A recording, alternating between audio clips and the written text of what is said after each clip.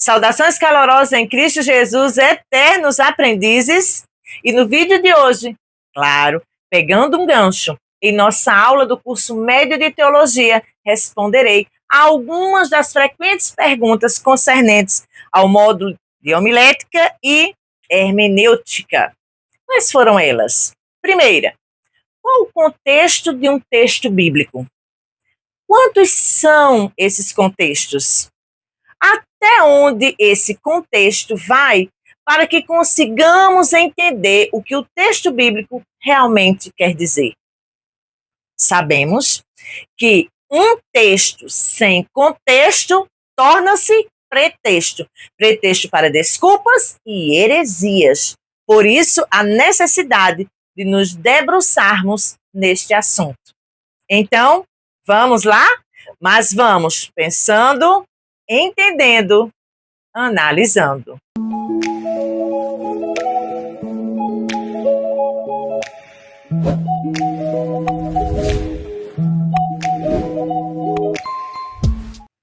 Você orou, consagrou, escolheu o texto ou te enviaram o texto para o preparo do sermão. O que tem que fazer? Ler, reler, tornar a lê-lo também em outras versões. Logo após estas leituras, parta para o contexto. Mas o que seria o contexto? É toda a estrutura que acompanha o texto. Outros também definem como o que vem antes e depois do texto bíblico ou de um versículo, no caso, o que está em destaque. E o que o contexto faz? Ele nos tira da perspectiva do século XXI e nos leva ao período bíblico.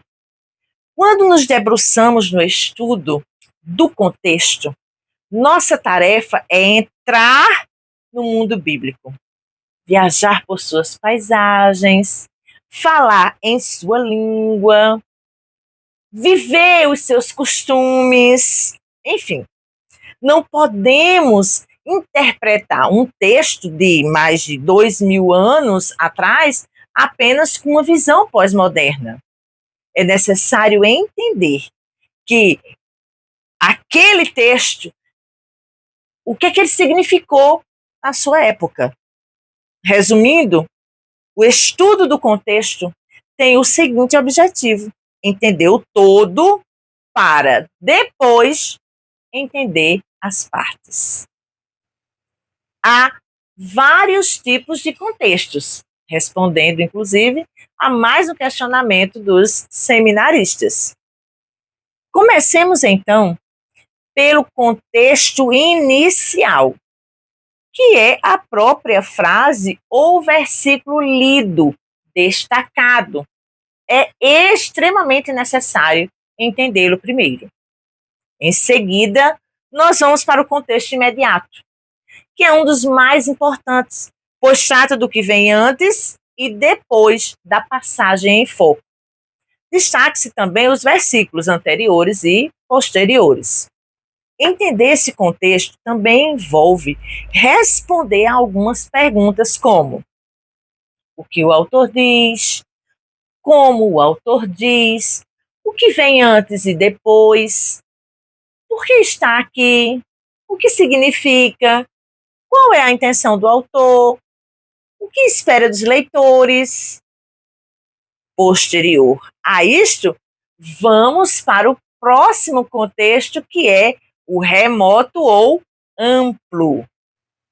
Claro que não é em todo o livro que encontraremos todos esses questionamentos citados anteriormente, mas este deve ser o nosso alvo em cada texto que foi estudado para ser pregado ou ensinado.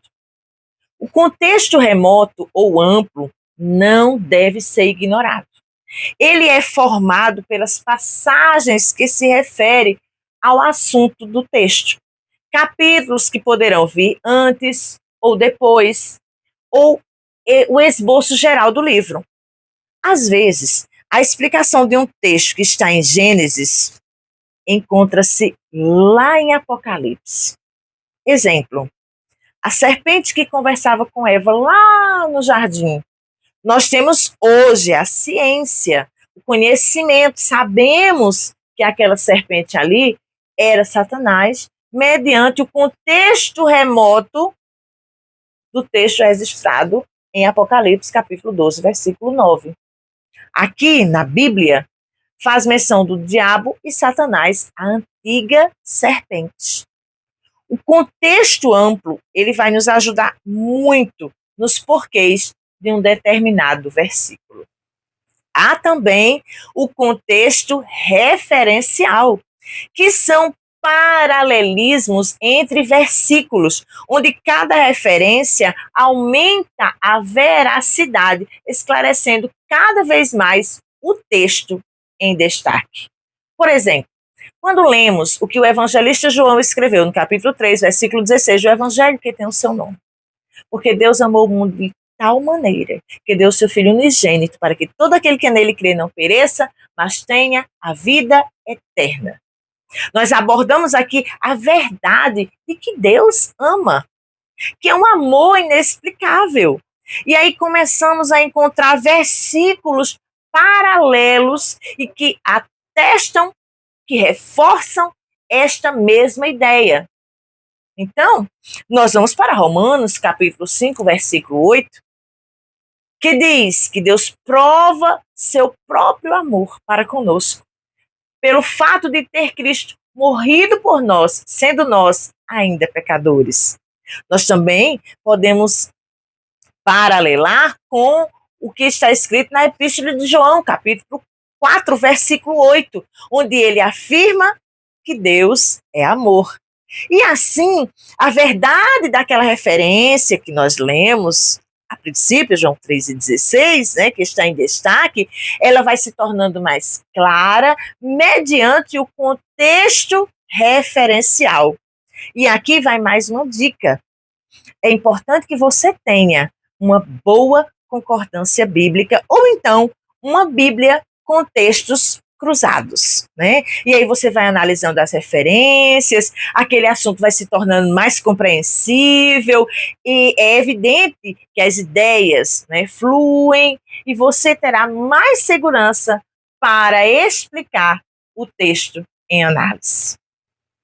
Depois, temos o contexto histórico, que é onde adentramos na cultura, na geografia, nos costumes, nas datas, nos momentos ali em que o texto fora escrito. Há vários livros que poderão nos ajudar neste contexto. Na geografia bíblica, nós vemos como corriam as nascentes do rio Jordão, o surgimento das vilas, as famosas civilizações, as habitações, como se vestiam, o que comiam. Inclusive, aqui nós podemos destacar João Batista, conforme o evangelista Mateus registrou no capítulo 3, versículo 4, né, quando ele comia gafanhoto e mel silvestre. Vemos também em cada momento da história uma organização social distinta, como, por exemplo, na época dos juízes e na época dos reis. São contextos diferentes e, com isso, muda as leis, a cultura, aspectos religiosos, relações sociais, relações familiares, enfim. Mas tenhamos muito cuidado.